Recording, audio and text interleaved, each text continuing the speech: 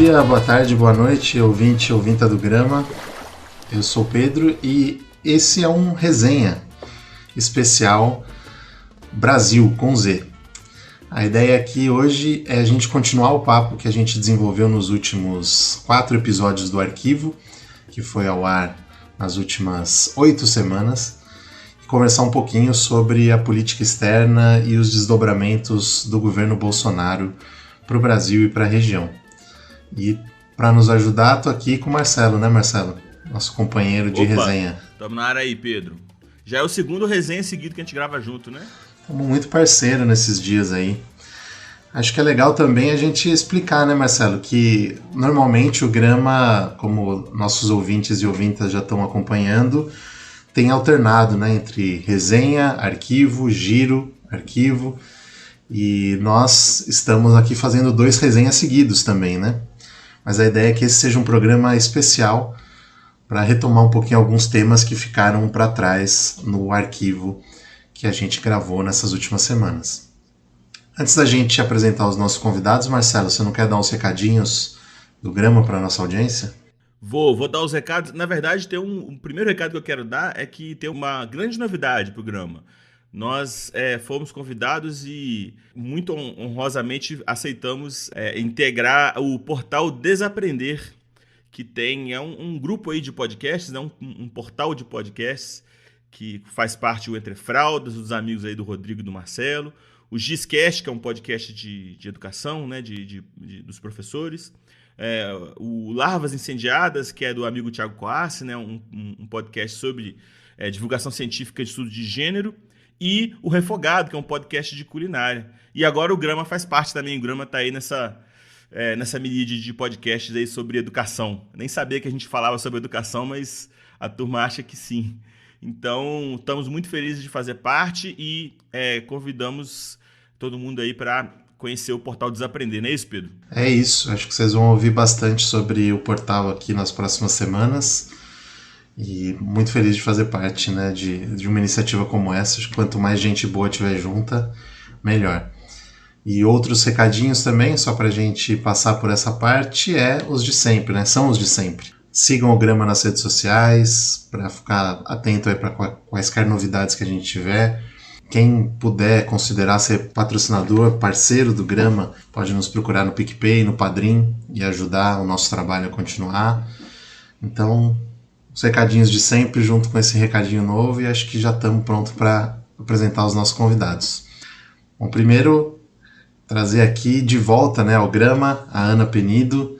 Ana que participou dos 2 primeiros episódios do nosso Arquivo Brasil e tá aí de volta. Quer se apresentar, Ana, para nossa audiência? Bom dia, pessoal. Boa tarde, boa noite, né? A gente não sabe que horas vocês estão escutando essa prosa. Vocês vão escutar muito mineirês hoje e eu prometo que eu vou falar mais devagar do que eu falei no arquivo. Até daqui a pouco. Muito bem, a Ana, que é professora, pesquisadora, estuda bastante as relações com os militares, que é algo que tem tudo a ver com o nosso governo, infelizmente, né? E outro convidado especialíssimo do nosso programa é o Felipe. Quer se apresentar, Felipe? E aí, gente, tudo bem? Marcelo, Pedro, Ana. Pô, que alegria estar aqui de novo, né? Eu já estive aqui uma vez, infelizmente no contexto também nada bom, né, na tragédia de Brumadinho. E eu sou professor de Relações Internacionais da Universidade Federal de Uberlândia e estou aí à disposição de vocês para falar um pouquinho sobre essa conjuntura maluca e sobre um triste capítulo, né, da política externa brasileira. O Felipe também é do Chutando a Escada, né, que é um dos nossos podcasts preferidos aí de relações internacionais, de política internacional, e inclusive nos ajudou bastante, enfim, na parte técnica. Eu lembro do Felipe me assessorando aqui para aprender como é que faz para criar uma mesa digital no computador. Então, assim, Felipe, sinta-se em casa na nossa embarcação, viu, Felipe? Não é a primeira vez que você esteve lá. Inclusive, notícia ruim nos últimos anos aqui no Brasil é mato, né? Não falta, né? Não falta. Mas eu esqueci de falar do Chutando a Escada, né? Eu tenho esse projeto de divulgação científica na área de relações internacionais, junto com o Geraldo Zaran, Débora Prado, Carol Pavese. Então, se você aí, ouvinte, não conhece o Chutando a Escada, Dá um pulinho lá, procure no teu agregador, eu acho que tem muita coisa lá que talvez te interesse. Poxa, eu adoro Chutando Escada, eu não liguei o nome à pessoa. Nossa, é muito bom, parabéns, viu? Valeu, valeu. Eu tenho saudade, Felipe, já que a gente tá no ar aqui, Felipe, eu tenho saudade da Nazaré, cara. Volta o quadro da Nazaré, velho. Não, vou fazer, ó, tá aí no ar um pedido, né? Tem uma discussão interna, o Chutando Escada rachou sobre isso. Mas a Nazaré é a nossa diva, né, cara? É a que deu origem a tudo isso. Vamos precisar fazer mais chute de escada, com aquela escada assassina da Nazaré. Já dá pra ver que o Marcelo é um ouvinte roots, né? Que já trouxe uma coisa que ficou lá atrás. Valeu, Marcelo. Vamos lá. Ô, Geraldo, aí, tá vendo? O público quer ouvir a Nazaré, cara.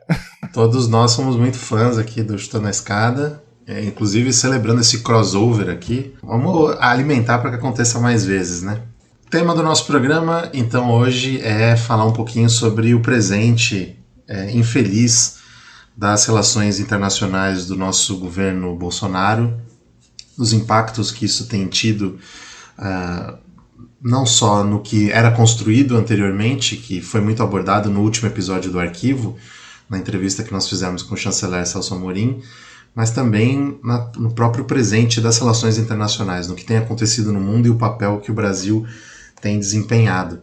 Queria, Felipe, se você quiser e puder, nos dar um panorama um pouco geral do que vocês têm debatido aí sobre esse cenário das relações internacionais do Brasil, do papel que o governo brasileiro tem se colocado hoje no mundo, né, e como que você tem visto, no geral, essas movimentações.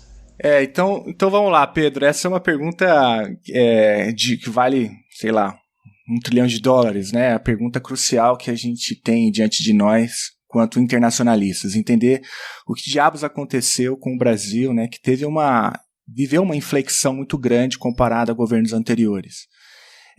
E para entender um pouco isso, né? Não há uma única explicação. Acho que é uma conjunção de inúmeros fatores que permitiram com que a gente assistisse um capítulo tão triste, né, da política externa brasileira, como eu disse lá no início. Então acho que é isso, uma conjunção de fatores, né, são múltiplas causas que fazem com que a gente então se depare com um triste capítulo da política externa brasileira. O primeiro, eu acho que tem a ver, Marcelo, Pedro, Ana, com o âmbito global. Claro, o Brasil não está descolado do mundo, e aí desde 2008 para cá, da crise financeira, né, de subprime que acontece nos Estados Unidos, você tem inúmeros fenômenos que vão ocorrendo, que envolve, né, uma nova fase do neoliberalismo no mundo, envolve um papel um pouco mais aguerrido da China, envolve outras mudanças institucionais, né, na tentativa de reforma do Estado, mudanças socioculturais, mudanças econômicas, e o Brasil é parte disso tudo, né? E absorve, então, essa tendência global de uma forma muito específica, como a gente vai ver. Um outro, acho que fator, um outro nível de análise importante é o nível regional, que também captura, né, esses movimentos do contexto global que eu mencionei para vocês. Então, se a gente para ver, por exemplo, o que acontece na região, né, você vê, por exemplo, um fenômeno como o Maurício Macri, você vê o fenômeno aqui no Brasil como o golpe que tira Dilma Rousseff, depois o fenômeno Michel Temer e agora o Bolsonaro, no Chile, né, o Sebastián Piñera, na Colômbia, o Ivan Duque, enfim, a lista é enorme. Então, no contexto regional, a gente também tem uma inflexão, né? A gente vinha antes do que a literatura chama de onda rosa, né? Ou seja, governo de esquerda e centro-esquerda, e aí o Brasil também não está descolado da região. Então, a gente precisa colocar também o Brasil no ambiente regional, mas e tem, claro, obviamente, as nossas especificidades internas, né, que envolve tudo isso que a gente está vendo aqui no Brasil, que é uma elite reacionária, parasitária, entreguista e golpista, né, que se une com inúmeras forças presentes na sociedade brasileira, que passa pelos militares, que são os vencedores de 64 e depois os derrotados na democratização, que fica ali com esse ressentimento, né, e depois se vêem representados no governo Bolsonaro. Você tem os ultraliberais, Faria Limers, Partido Novo, né, que também se identificam um pouco com essa agenda que a gente pode materializar na figura do Paulo Guedes, mas você também tem uma galera fundamentalista religiosa, né? Então aí você gera um tipo de um partido da ordem, né? Trazendo lá o livro clássico do Marx, o 18 de Brumário, que juntava ali uma aliança aparentemente bastante improvável de forças, né? Porque envolvia forças contraditórias, né? E o caso do Brasil também é um pouco isso. Ele agrega forças aparentemente contraditórias que são reacionárias, entreguistas, golpistas e parasitárias. Então, Pedro, eu acho que é um pouco isso, né? Você tem uma explicação que está no nível global, que pega ali pós-crise de 2008, principalmente, que vai varrendo, né, o mundo e chega no Brasil dessa forma que a gente está vendo agora. A gente também tem um contexto regional que envolve inúmeros golpes e mudanças dos blocos do poder em países latino-americanos, que envolvem, inclusive, desmontes de projetos regionais, né, e criação de outros projetos regionais de cunho de extrema-direita, eu colocaria nesses termos. E você tem também uma correlação de forças que é muito específica do caso brasileiro, né, que é um pouco isso que eu tentei mapear quando chamei essa aliança de classes que é fundamentalmente reacionária, entreguista, golpista e parasitária. Muito bem, eu acho que isso é uma visão muito interessante, muito completa do que a gente está passando agora, porque, de fato, como a gente vem trabalhando isso já aqui no Grama, né? Acho que nossa audiência já está até acostumada com isso. A gente está sempre tentando pensar o quanto que o que está acontecendo aqui no Brasil não pode ser desvinculado de uma onda internacional, né, de avanço dessa extrema-direita, de um projeto de mundo, não só um projeto de país, que vem puxando uma destruição global, né, uma ideia de destruição, uma política neofascista de fato, né.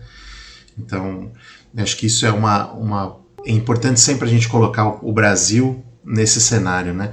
E eu acho que você puxou aí um fio que eu quero que a Ana desenvolva um pouco mais, que é justamente o papel dos militares nesse processo, né?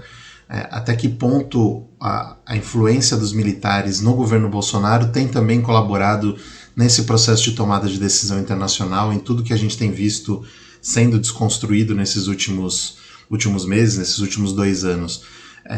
O governo Bolsonaro tem um discurso, especialmente quando a gente está falando da questão internacional, um discurso público de que os militares eles estão em cargos técnicos no governo. E no próprio Ministério das Relações Exteriores é um dos casos, das exceções desse governo, que nós temos um ministro civil. É um péssimo ministro, mas civil. Mas como que a gente tem visto, Ana, como que vocês têm visto essa influência dos militares também na política externa, na ideia, né, da projeção do Brasil no mundo, como que os militares têm articulado esse processo? Bom, Pedro, dialogando com as questões até que o Felipe trouxe, os militares, aí falando bem genericamente, eles são formados dentro de uma visão de geopolítica muito intensa. Então, tem alguns conceitos assim que eles são trabalhados, principalmente com quem já está no topo da carreira, desde o início dos primeiros anos de curso, e eles são repetidamente trabalhados com novos, eles ganham novas roupagens, mas o conteúdo de fundo ele segue sendo o mesmo.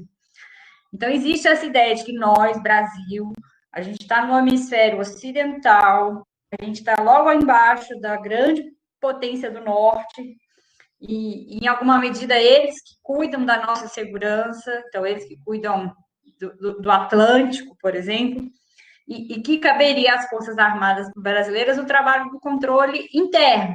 Então, não deixar que nada fuja da ordem do que deve estar rolando no nosso cotidiano aqui dentro das fronteiras mesmo.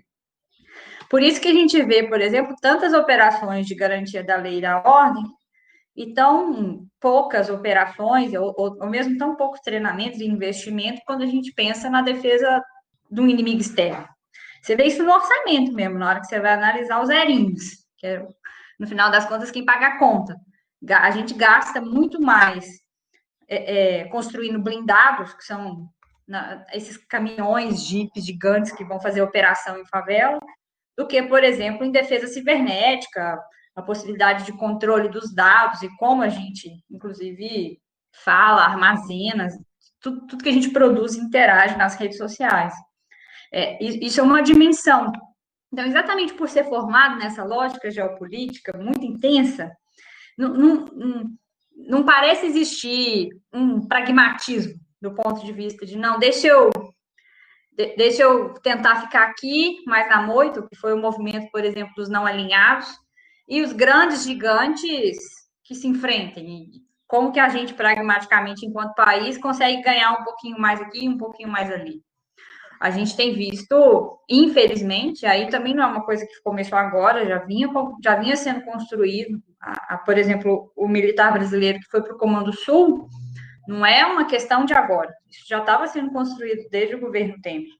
Então, a gente vê mesmo essa ideia de, não, tem uma grande potência aqui, nós somos subordinados a essa grande potência e vamos trabalhar nesse sentido. Tem mais uma questão, que é a parte de comércio exterior, que embora você não tenha um ministro militar, a parte de comércio exterior tem forte presença de indicações militares em cargos comissionados. Em alguma medida, eles tentam articular questões, seja com agronegócio, aí eventualmente aparece o Mourão falando alguma coisa sobre a China, mas igual ele vai lá e visita a China, ele vai também e acusa a Rússia de estar praticando guerra híbrida contra o Brasil. Então, assim, eu acho um pouco difícil de entender os militares como pragmáticos, olhando para o cenário internacional. Eu acho que o grande problema que nós temos, na verdade, aí é pensando país, Brasil e América do Sul, é que o processo de declínio do Império Americano, ele não vai ser tranquilo, não vai ser de boa, não vai rolar, ou ele vai se dissolver, que nem alguns autores, por exemplo, analisam que foi o que aconteceu com a União Soviética. Eu acho que se é uma boa notícia para o mundo que isso esteja acontecendo, para a América Latina, no curto prazo, é uma péssima notícia, porque a tendência é os Estados Unidos se tornarem cada vez mais agressivos para garantir os recursos naturais e garantir a nossa própria infraestrutura, mercado, compras, alinhamento. Então, quanto mais as tensões a nível global se amplificam, que foi o que o Felipe trouxe, mais as pressões internas vão aumentar por parte dos Estados Unidos. E aí é isso, facilita a formação desse tipo de bloco, e os militares brasileiros, eu não digo todos os militares brasileiros, mas hoje os militares brasileiros que estão em postos de comando e foram para o governo, toparam entrar para esse grande bloco, para esse blocão aí, que é, sim, subordinado, topa o alinhamento, desde que a gente mantenha a esquerda fora do governo. Então, vale tudo. Inclusive, entregar o patrimônio nacional, até afrontas as fronteiras, né? Acho que a gente tem que mencionar a visita do Mike Pompeo lá em Roraima, usar o território nacional para provocar uma agressão contra um país vizinho com o qual a gente sempre teve relações de paz.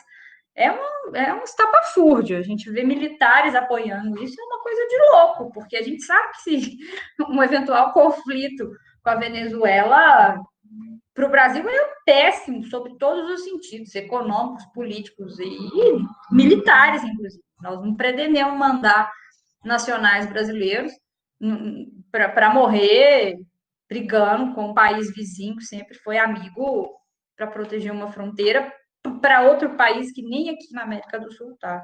Acho que nós estamos num momento muito sensível mesmo, e para nós é muito triste constatar o alinhamento de parte do que eu venho chamando de partido militar a esse tipo de política externa, entreguista, né?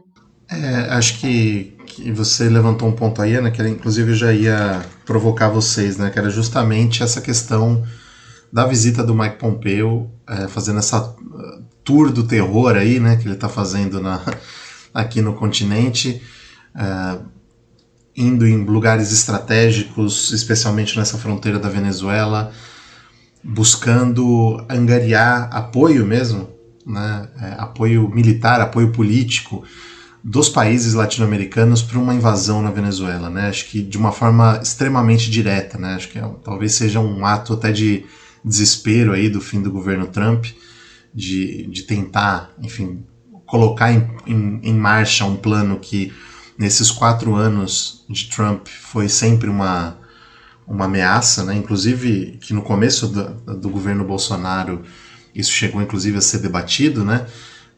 Ali naquela reunião que foi realizada para discutir a questão da Venezuela, em que o Mourão representou o Brasil, mas agora talvez isso chegue num momento até mais explícito, né? A fala do Pompeu, que aconteceu essa semana, acredito que nossa audiência esteja acompanhando isso, ela teve um caráter intervencionista totalmente explícito, né?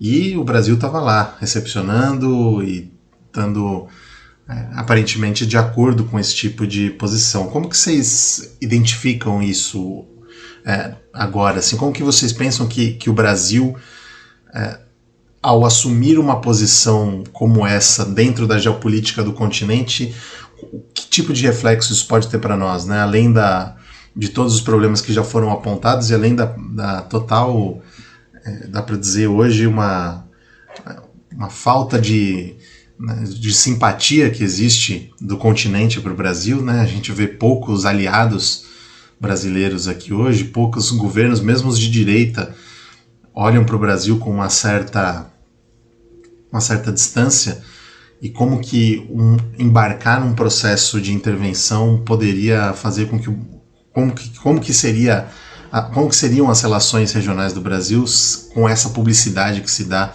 a um processo intervencionista num país vizinho que, como a Ana disse, tem um histórico de amizade aqui na região. Bom, de fato, isso é surreal, né? Quando a gente coloca esses acontecimentos na história da diplomacia brasileira, é um ponto completamente fora da curva, assim, né? A diplomacia brasileira, ela tem uma história, ela tem tradições, né? Que, gostemos ou não delas, elas funcionaram relativamente de forma estável até muito recentemente, né? E a discussão um dos princípios é justamente a não intervenção em assuntos alheios, né?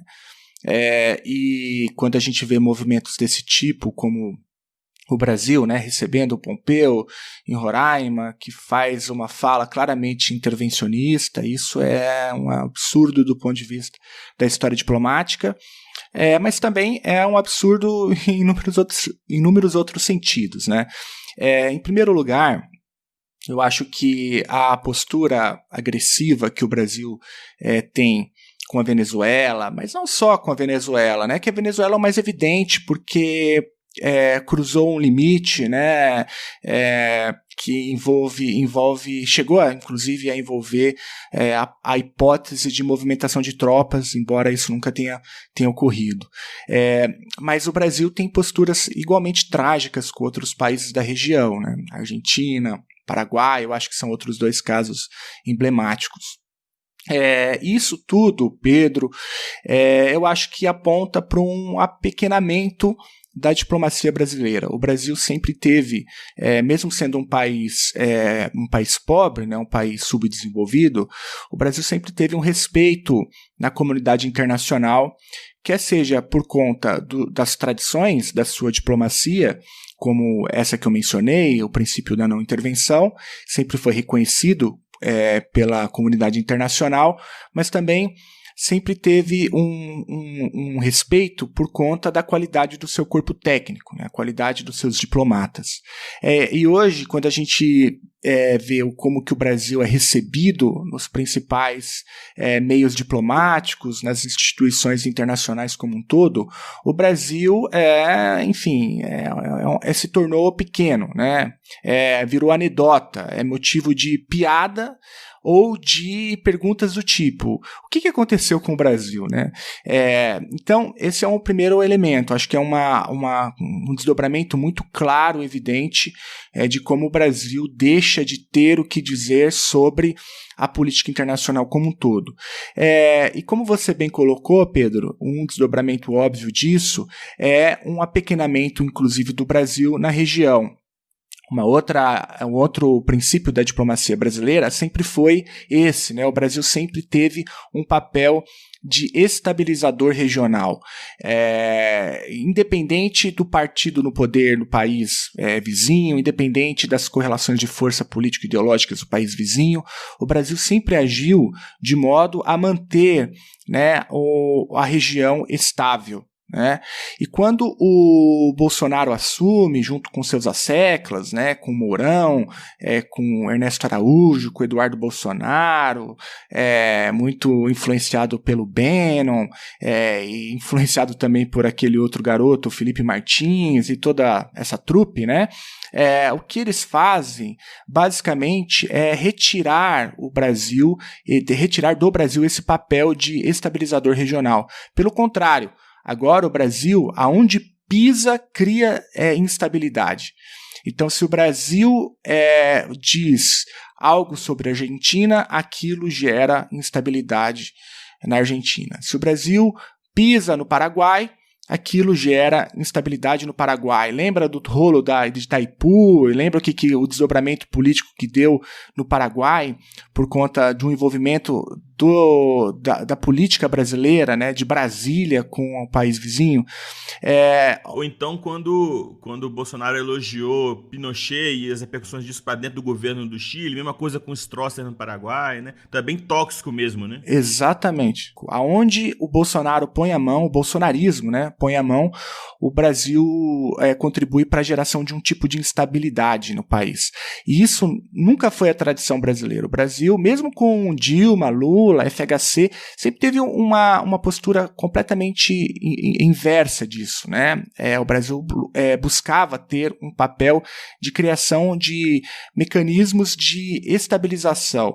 Os bolsonaristas adoram, né, uma foto do FHC junto com Hugo Chávez, mas era porque, enfim, o papel da diplomacia brasileira era um pouco aquela, né, de tentar criar o ambiente necessário para a construção de relações harmoniosas entre os países, embora, do ponto de vista político, partidário, ideológico, isso não fosse possível. Um outro desdobramento que eu acho que é muito claro é justamente o que alguns chamam de entreguismo, né? A Ana estava falando bastante sobre a relação do Brasil com a potência do norte, com os Estados Unidos, né?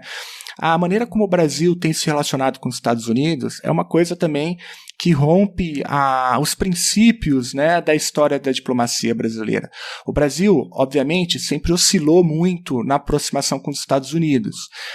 A gente tem nos Estados Unidos um importante pilar aí da diplomacia brasileira, porque, como a Ana bem disse, ali há uma concentração absurda de poder, ainda mais se compararmos com os países da região aqui da América Latina. É uma disparidade enorme. Então, os Estados Unidos sempre ocupou um espaço privilegiado na diplomacia brasileira. Mas a maneira como o Bolsonaro e os seus asseclas hoje se comportam diante dos Estados Unidos é uma coisa assim, inenarrável, sabe? É indescritível. É um tipo de entreguismo que nem mesmo a ditadura militar ousou flertar ali no ápice da relação com os Estados Unidos, principalmente depois do golpe de 64, né? Eu acho que não tem precedentes, né? A maneira como o Brasil se comporta diante dos Estados Unidos, né? Que vai desde uma continência bandeira dos Estados Unidos, se vocês lembram da cena, né? Até, a entregar a base de Alcântara sem reciprocidade, negociações absurdas, que envolve, por exemplo, OCDE, que viria a partir... O que o Brasil entrega por uma promessa da OCDE? O Brasil entrega o status de país em desenvolvimento na OMC, o que nos dá algumas vantagens no comércio internacional.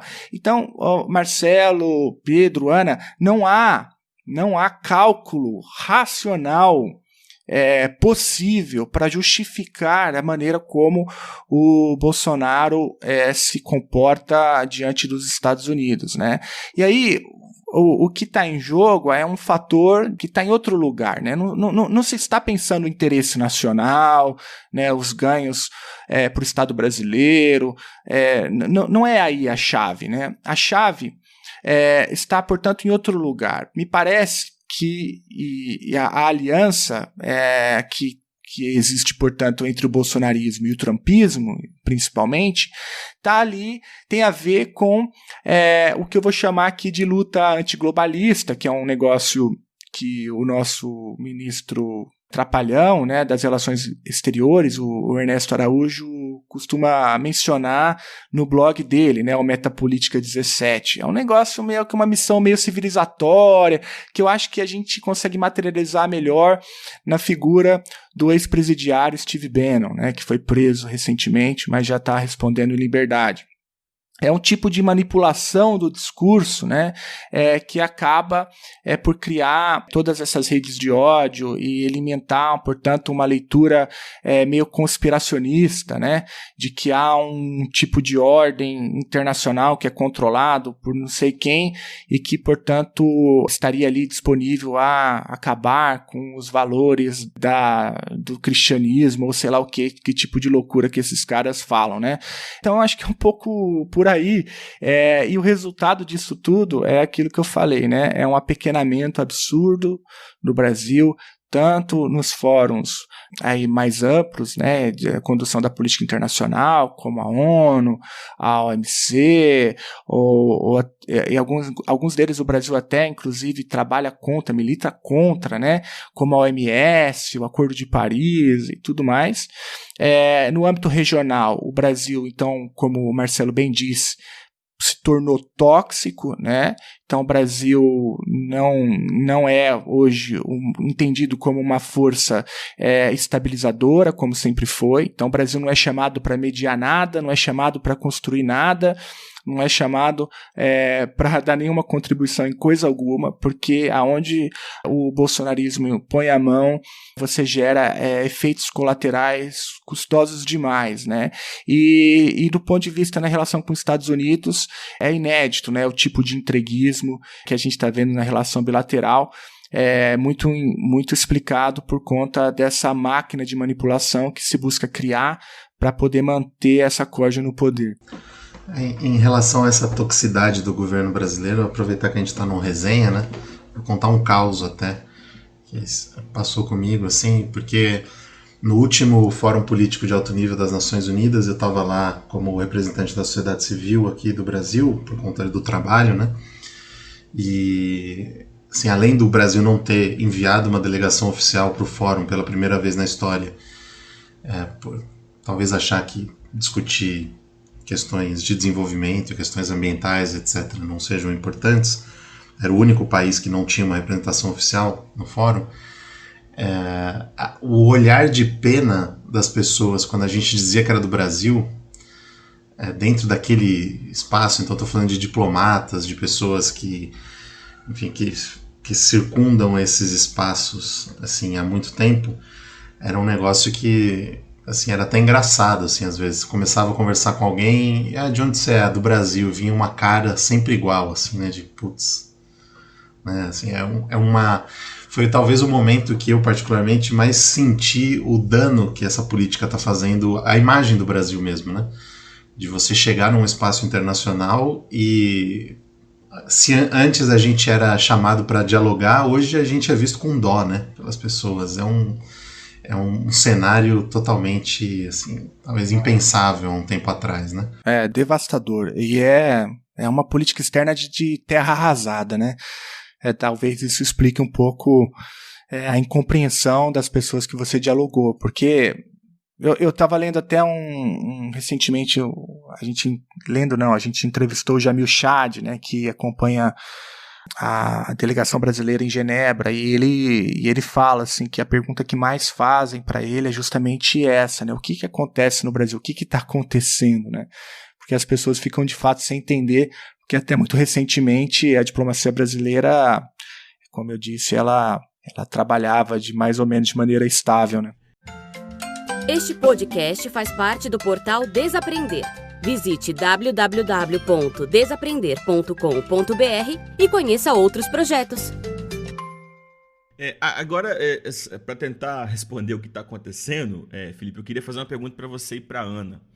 Sei o que vocês podem dizer sobre isso, mas tentando conectar essa conversa com a própria Arquivo Brasil, e o último episódio foi uma entrevista com o Celso Amorim.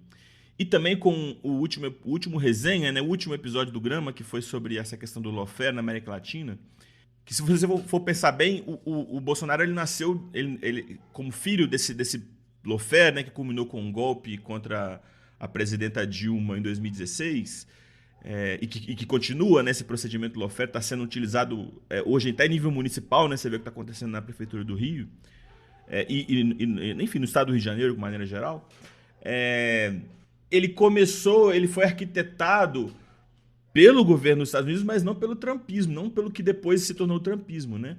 Era plena gestão Obama, quando saiu aquelas histórias do vazamento da NSA, quando aconteceu o treinamento que o Moro participou nos Estados Unidos. O Moro e vários juristas da América Latina, né, participaram do treinamento do Departamento de Justiça dos Estados Unidos. Então você vê que tem uma coisa que é transversal a essa dinâmica democrata e republicana no governo dos Estados Unidos e que tem gente que chama de deep state, né? Que esses instrumentos, esses aparatos do Estado que tem uma independência com relação à dinâmica política, né? Com a dinâmica, entre aspas, democrática, né? E segundo o Celso Amorim, inclusive, isso aconteceu como uma resposta ao ganho de autonomia e de independência relativa que a América Latina estava ganhando com a ascensão de governos progressistas. Então, criação da Unasul, a própria o bolivarianismo venezuelano, né, com a ALBA, etc., o próprio Mercosul se fortalecendo. Então, vocês acham qual que é o papel...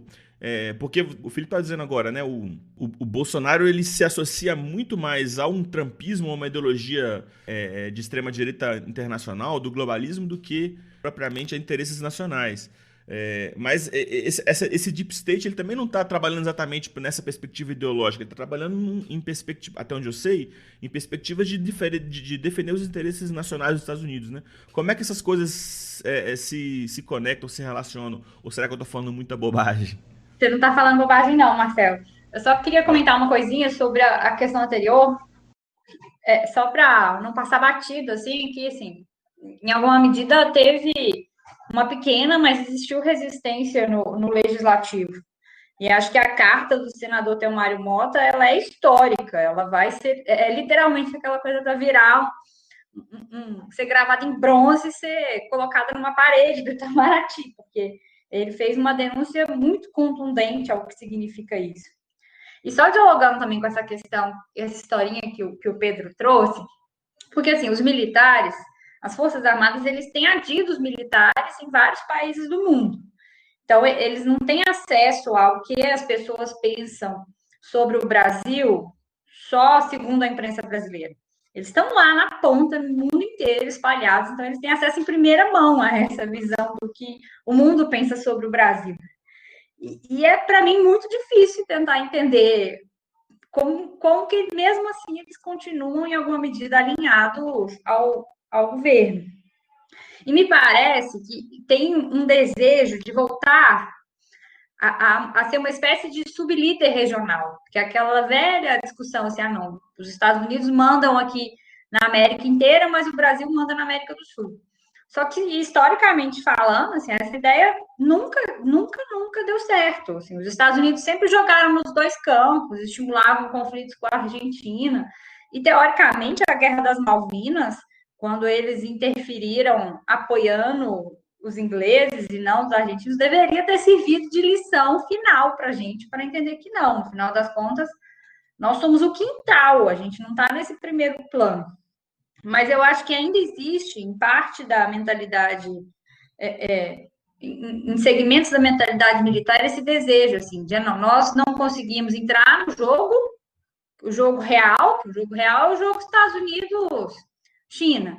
Então, a gente fica aqui no nosso jogo do quintal, e está de bom tamanho se a gente conseguir projetar a liderança para o nosso continente, mas nesse sentido, estou super de acordo com o que o Felipe trouxe, de que, na prática, a gente foi abrindo mão de todos os espaços de liderança que o Brasil tinha na América do Sul. O Chile foi ocupando alguns, a Argentina outros, mas hoje a gente é tóxico e a gente não é líder sob nenhuma nenhuma dimensão, nem outorgada pelos Estados Unidos, nem conquistada por nós aqui no continente. Eu só não acho que é uma coisa surreal, sabe? Eu acho que é um crime contra a soberania. É criminoso. Isso é um crime contra a segurança nacional. Você receber uma pessoa que está 2 meses do governo dela acabar, você ceder o seu território para que um outro Estado faça provocação a um terceiro Estado. Isso é um crime concreto contra a segurança nacional, porque pode atrair, inclusive, reações da Venezuela, se eles quiserem se sentirem no direito. Porque é isso, nós nos prestamos esse papel ridículo. Então, acho que é crime contra a soberania e tem que ser classificado e entendido dessa maneira. Sobre a sua provocação, Marcela, eu acho que você está no caminho super certo, assim. E quem traz boas ponderações sobre isso é a Anister Cesenha, que vai falar na verdade, o Deep State, né? Ele tem uma mesma doutrina que a domínio, que aí as pessoas vão chamar diferente, mas domínio do espectro amplo, total, para a América Latina, que é dominar todas as nossas dimensões, dimensão cultural, dimensão política, dimensão econômica, usando para isso, dimensão militar, usando para isso ferramentas próprias ou os próprios organismos multilaterais, quando é o caso, como a própria OEA fez lá na Bolívia. Então, acho que independente do presidente que está no topo, esse domínio, essa estratégia, essa grande estratégia estadunidense para o nosso continente, ela permanece. Eu concordo muito com essa formulação da Anister, eu acho ela muito boa. Com relação ao lawfare, eu acho que a gente tem que entender que o Brasil está sob ataque. A gente está num momento de acirramento internacional da conjuntura, dos polos, inclusive.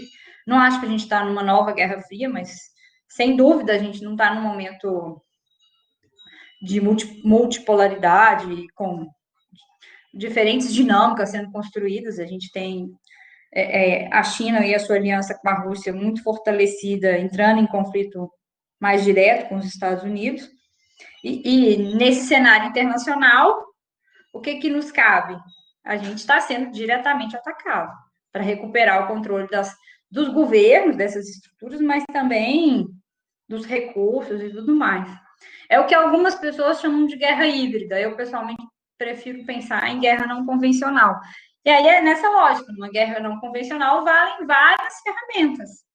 Vale o lawfare, vale a provocação de manifestações de rua por parte da direita, vale fake news, vale táticas, inclusive paramilitares, que nem a gente viu na Bolívia também agora recente.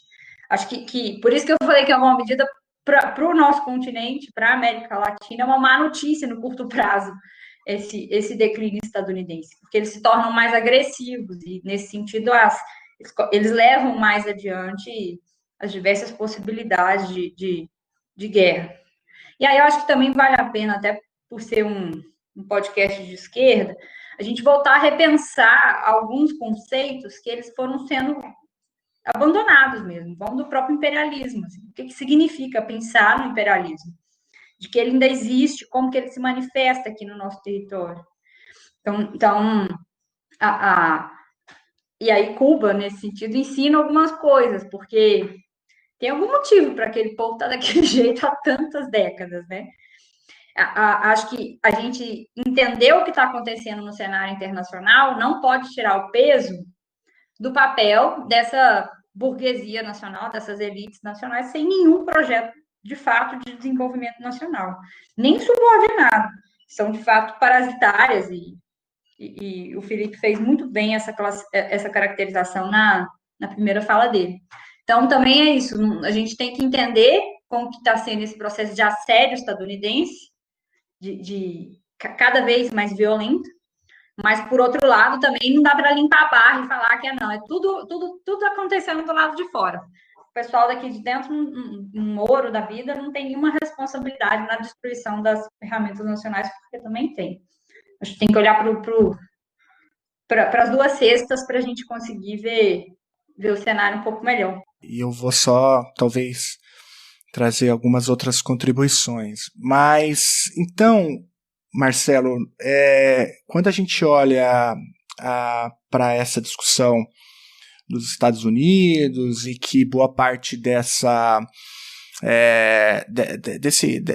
guinadas, né, que acontecem no âmbito global, regional e inclusive nacional, acontecem no governo Obama, né? Essa é uma constatação interessante, porque, primeiro, há um certo vislumbre também, inclusive de parte da esquerda brasileira, de que o Partido Democrata, enfim, faria as coisas muito diferente, né? E que, portanto, toda a culpa das mazelas recai sobre o trumpismo. Bom, não é bem assim, né? Os Estados Unidos, mesmo com o Partido Democrata, tem projetos de dominação muito claro, inclusive no continente no continente americano como um todo, né? Se você estudar, por exemplo, as histórias das relações hemisféricas, ela não recai exclusivamente, né? Os piores capítulos não recaem exclusivamente no Partido Republicano. E quando a gente olha para o Obama, de fato, o Marcelo tem toda a razão, né? Alguns dos pilares que hoje mostram as suas forças no Brasil foram construídos antes do Trump, né?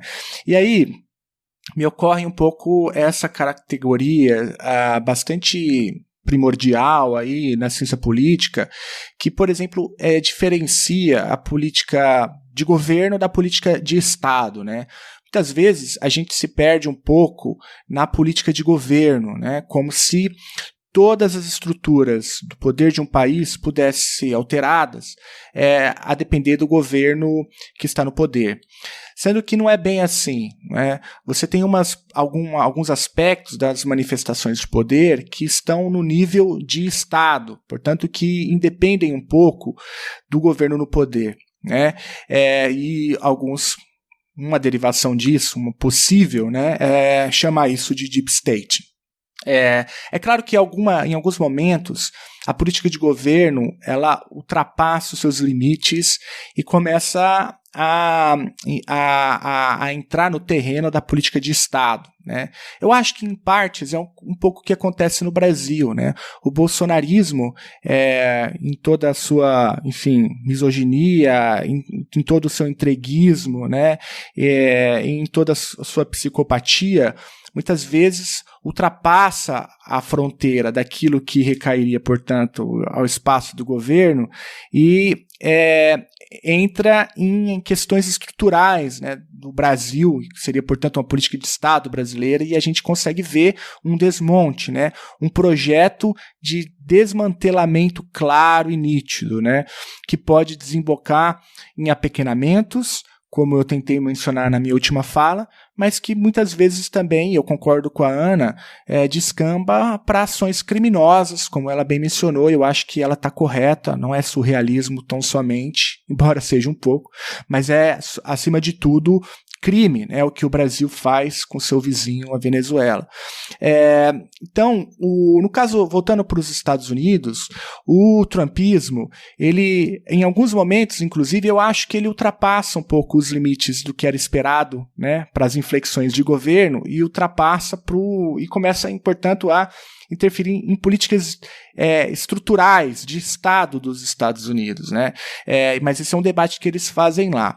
Mas o ponto que eu queria destacar com isso, com essa categorização simples, né, entre política de governo e política de Estado, é que, a rigor, em algumas questões estruturais, independe um pouco o partido no poder, e porque essa seria uma política apartidária, uma política estrutural. E a América Latina, portanto, dentro da política externa americana, eu acho que ela tem um peso estrutural também, né? De modo que se o Biden for eleito, não necessariamente nós teremos grandes inflexões da política estadunidense para a região. E isso faz a gente pensar, inclusive, em categorias que precisam ser resgatadas para poder nos auxiliar na compreensão desse fenômeno. Eu acho que a Ana fez muito bem, por exemplo, em resgatar o conceito de imperialismo, né, que tem todo um debate clássico, mas tem todo um debate contemporâneo, que eu acho importante para a gente entender as novas manifestações do poder imperial, né, em um mundo diferente, um mundo mais conectado, um mundo digitalizado, né, e também E daí a gente pode pensar, por exemplo, no peso das grandes corporações digitais que controlam os algoritmos, daí a gente pode pensar também na indústria cultural, daí a gente pode pensar no lawfare, o lavajatismo, gostemos ou não, tem uma forte interface com um tipo de leitura da justiça que vem dos Estados Unidos, né? Alguns colegas perguntam, mas o Moro é um agente da CIA, né? E fala, não, isso é loucura da esquerda e tal. De fato, eu acho que ele não tem uma carteirinha da CIA, né? Mas há o que é muito claro é que há um vislumbre, né? Há uma predisposição natural a incorporar uma leitura não só da justiça como um todo, mas inclusive da jurisprudência que vem dos Estados Unidos. Então esses cursos que eles fazem no Departamento de Estado e tal, não é à toa. É um tipo de tentativa de aproximação de visões de mundo, né? E o próprio Deltan Dallagnol também, inclusive ultrapassando, né, os limites que a legislação brasileira impõe a partir de uma leitura que ele fazia do combate à corrupção que vem dos Estados Unidos. Isso é muito claro, isso daí é facilmente comprovado aí nos documentos e nos rastros que as ações do lavajatismo deixaram no Brasil. E por fim, para tentar contribuir um pouco com esse debate, as novas discussões sobre o imperialismo, eu acho que elas são importantes, inclusive para nos mostrar que o imperialismo, na sua manifestação contemporânea, ela se dá de forma diferente do que o imperialismo do início do século XX ou do século XIX, né, ou até meados do século XX. Você tem hoje alianças de classe transnacionais, né? As elites se manifestam de maneira mais ou menos em uníssono em diferentes países, né? Então, às vezes, a gente perde um pouco a noção dessa tensão entre o nacional e o internacional. Às vezes a gente pensa as manifestações de poder exclusivamente em termos nacionais, ou seja, em termos dos territórios, dos limites transfronteiriços entre os países. Sendo que no século XXI, né, as elites elas se comportam para além das fronteiras dos seus próprios países, né? Existem alianças hoje de classe que operam no plano transacional. Então é a elite financeira estadunidense aliada com a elite financeira brasileira. E isso torna um pouco, eu acho, muitas vezes defasada as leituras clássicas das relações internacionais, o que tange às demonstrações de poder e as correlações de força, né? Porque o poder, principalmente econômico e financeiro, né, e até mesmo agora o político, por conta dessas conexões malucas que a era digital permite, faz com que seja necessário a gente pensar essas alianças de classe transacional, né? E nessa chave, Ana, que eu acho que a gente é um pouco, às vezes, apressado para pensar o declínio dos Estados Unidos, né? Porque, de fato, quando você olha para a política norte-americana, ou melhor, para a política estadunidense, né, você tem ali inúmeros sinais que apontam para um possível declínio, né? E o principal sinal nem está nos Estados Unidos em si, está na China, né? A China vem assim agregando, né? Ascendendo a galope, né? Agora, quando a gente para olhar como que as elites estadunidenses se comportam, aí a gente começa a olhar que elas também se comportam em termos transacionais, né? E aí eu sou um pouco mais cético, talvez não seja a palavra, mas assim, eu vou um pouco mais devagar com a tese do declínio, embora eu reconheça que alguns indicadores de fato apontam para um declínio do poder estadunidense, mas as elites estadunidenses, né, elas ainda são centrais para entender porque elas se comportam em termos transacionais, né? E por fim, porque o Estado estadunidense sempre também tem peso na resolução de grandes conflitos, de grandes tensões estruturais, né, principalmente no cenário econômico. Então, o Estado estadunidense funciona como um banco central mundial, né, que é para onde todo mundo corre quando a crise financeiro-econômica estoura. Então, são várias questões, né, veja, Marcelo e Pedro, como que eu acho que é por aí que está, né, o grande nó para a compreensão da política internacional contemporânea. Gente, não dá para deixar de dizer isso. Está maduro esse episódio sobre o imperialismo, né? Já é o segundo episódio seguido que a gente fala da questão do imperialismo, como isso é central. Eu quero dar só um recadinho pro Léo, que eu sei que ele está ouvindo. Leonardo Leite, professor lá da Federal Fluminense, que é ouvinte do Grama, inclusive ganhou o sorteio de livros que a gente fez aí do fascismo. Ô, Léo, sua hora tá chegando, viu? Prepara aí que nós vamos, daqui a pouco vai chegar um recadinho pra você no Zap Zap. Já fica aí de encaminhamento para os próximos resenha, né? Na verdade, acho que tinha tanta coisa que a gente poderia falar aqui hoje, acho que esse tema, infelizmente, tem tanto assunto, né? Acho que eu preferia estar vivendo num país que não tivesse tanto assunto assim. A gente nem passou ainda sobre a questão ambiental, sobre toda essa degradação ambiental e o que isso tem repercutido para o papel do Brasil fora, sobre as próprias relações com a China, a questão da Europa e, enfim, tantas outras questões e relações que têm sido destruídas aí nesse governo. Mas acho que por hoje nossa missão aqui no Resenha foi cumprida, né? Acho que se os nossos ouvintes e ouvintas quiserem, né, se mandarem mensagem pra gente, se gostarem, se compartilharem bastante esse programa, a gente faz uma parte 2 aí para continuar outros assuntos relacionados à política externa brasileira, né? Lembrando que esse episódio do Resenha é uma continuação direta do Arquivo Brasil, com Z. Nós tivemos 4 episódios muito interessantes para falar um pouco sobre a história das relações entre Brasil e Estados Unidos.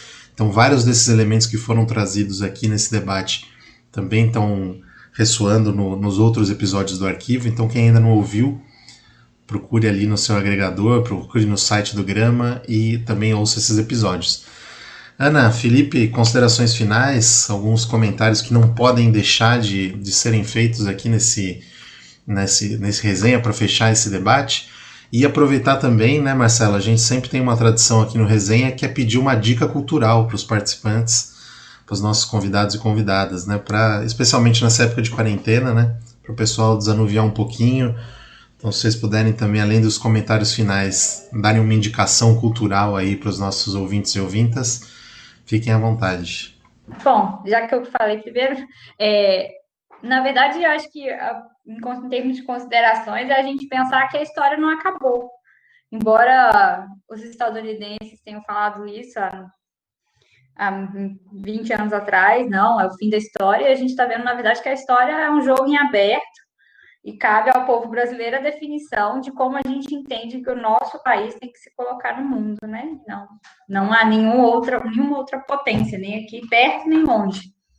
Eu acho que em termos de dica cultural, para quem quiser entender e pensar um pouco mais diferentes táticas de guerra e pensar um pouco essa questão de tecnologia, eu recomendo aquela série Black Mirror, imagino que muita gente já tenha visto, mas quem não viu, ela é bem legal para pensar como é que a tecnologia muda e como é que a tecnologia tem interfaces na nossa vida civil que também impactam em como as intervenções de outros países são travadas aqui no nosso território. Não sei se vocês já viram, mas eu acho ela bem legal. Não, já vi tudo, né? Black Mirror é bom demais mesmo. Eu também recomendo. Bom, eu vou recomendar, então, primeiro um site, que é o site do Observatório Político dos Estados Unidos, chamado OPEU.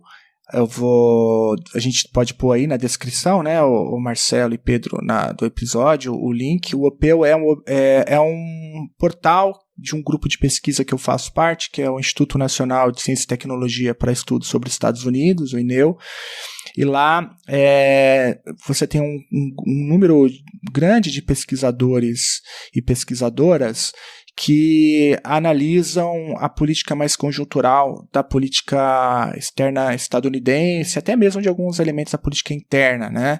E agora, como a gente está se aproximando da corrida presidencial nos Estados Unidos, acho que vale a pena ficar antenado ali no blog, porque tem informações bem legais. Inclusive, eles têm lá um canal também no YouTube, que de 15 em 15 dias, 2 pesquisadores desse coletivo aí se reúnem para poder, digerir, né, os últimos acontecimentos da política estadunidense. O canal no YouTube é o Diálogos INEU, tá tudo aí na descrição. Vou pedir para a equipe aí do Grama pôr pra gente. E aí, bom, filme e série tem um monte, né? Mas eu não vou me estender demais. Eu queria primeiro citar um documentário brasileiro e depois um documentário estadunidense. O brasileiro, eu acho que tem tudo a ver com a série aí, Brasil com Z, que é o documentário O Dia que Durou 21 Anos, né, dirigido pelo Camilo Tavares, que conta um pouco a participação dos Estados Unidos no golpe de 64 no Brasil, né. Muitos ouvintes podem achar que é coisa da esquerda e tal, que acha que tudo tem a mão dos Estados Unidos. Bom, esse documentário mostra com documentos, com áudios, né, com depoimentos, qual foi a participação dos Estados Unidos no golpe de 64, passando ali pela Operação Brother Sun e tal, como a gente, eu acho que auxilie, seja um material interessante para quem curtiu a série Brasil aqui do Granma. E um outro documentário, que é o documentário estadunidense, foi dirigido pelo Oliver Stone, que chama The Untold History of the United States, a história não contada dos Estados Unidos. É uma série em 10 episódios, né, que conta desde a Segunda Guerra Mundial até no capítulo 10, o governo Obama, mostrando, né, como que esse Deep State, que o Marcelo bem colocou no debate, vem se movimentando e vem criando um tipo de política externa belicosa, agressiva, assassina e terrorista, né, dentro dos Estados Unidos, né. Então, infelizmente, esse aqui você vai precisar usar, sabe, aquelas técnicas que não respeitam propriedade intelectual, porque, bom, comunista não curte propriedade em geral, né? Então, você pode procurar aí nos torrents que você vai encontrar o The Untold History of the United States. Eu uso bastante em aula também, eu acho uma série bem legal. Poxa, eu lembrei uma só para eu citar, porque eu li recentemente, de fato é muito bom, eu não tinha visto nenhuma obra desse tipo no Brasil, que é o livro que saiu pela editora Expressão Popular, do Vijay Prashad, que é um indiano do Tricontinental. Ele escreveu um livro que chama Balas de Washington, que é documentando todos os golpes da CIA que aconteceram no século passado, chegando até o último, que é o Evo Morales. Então, ele faz...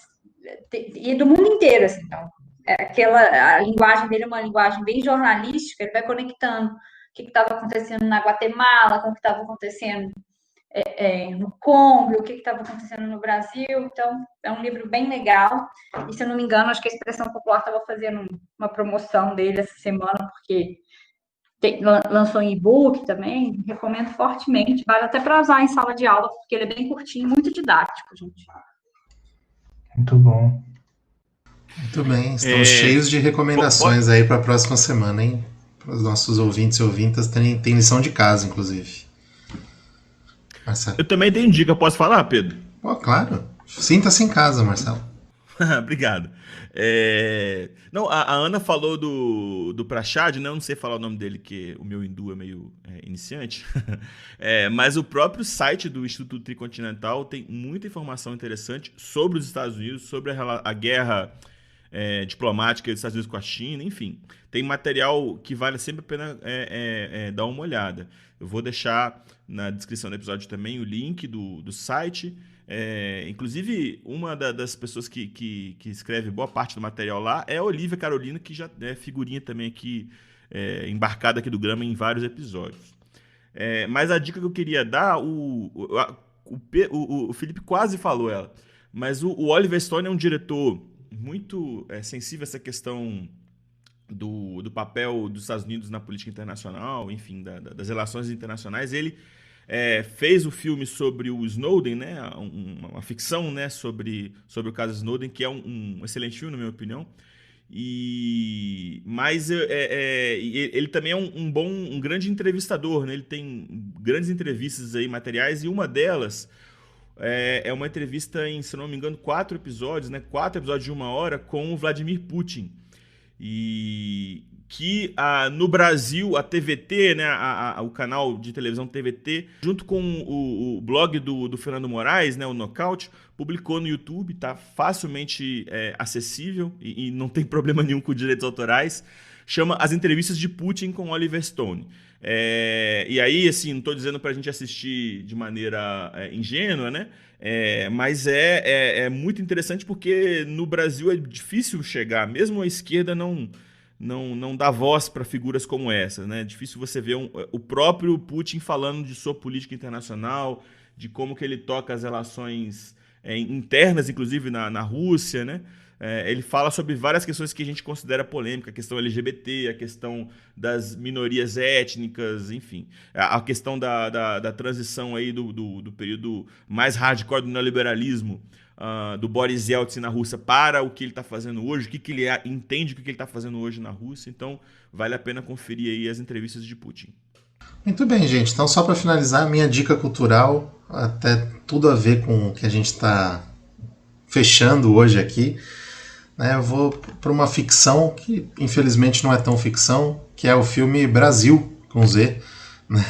Do Terry Gilliam, um filme lá do Reino Unido, com um grande elenco, estrelado aí, Jonathan Pryce, Robert De Niro e tantos outros. Um filme de 1985 que é uma ficção científica distópica sobre um estado totalitário, burocrático e militarizado, que ainda bem que é ficção, né? Mas nós usamos inclusive a fonte do pôster do filme nas capas aqui do nosso Arquivo Brasil, foi intencional, né? Trazer um pouco desse surrealismo da ficção científica também para a gente olhar o surrealismo na nossa realidade. Vale a dica, é um filme clássico, acho que dá para achar fácil aí. Uma boa coisa para a gente assistir e tentar pensar um pouco sobre o que a gente está vivendo agora. É isso, gente. Queria agradecer aí a Ana, ao Felipe pela participação, aos nossos ouvintes e ouvintas pela companhia mais uma semana. E vamos levantar a âncora, né, Marcelo? Vamos, eu achei esse episódio excelente, viu? Agradecer muito a participação da Ana e do Felipe, porque ficou top. Muito bem. Muito bem, gente. Ótima maneira de fechar o nosso Obrigada arquivo. a vocês. Valeu, gente. Então, semana que vem tem giro, né, Marcelo? E aí voltamos à ordem normal dos episódios do Grama, que vocês já estão acostumados e acostumadas. Tá bem? Beijão, gente. Tchau, Boa tchau. semana para todo mundo.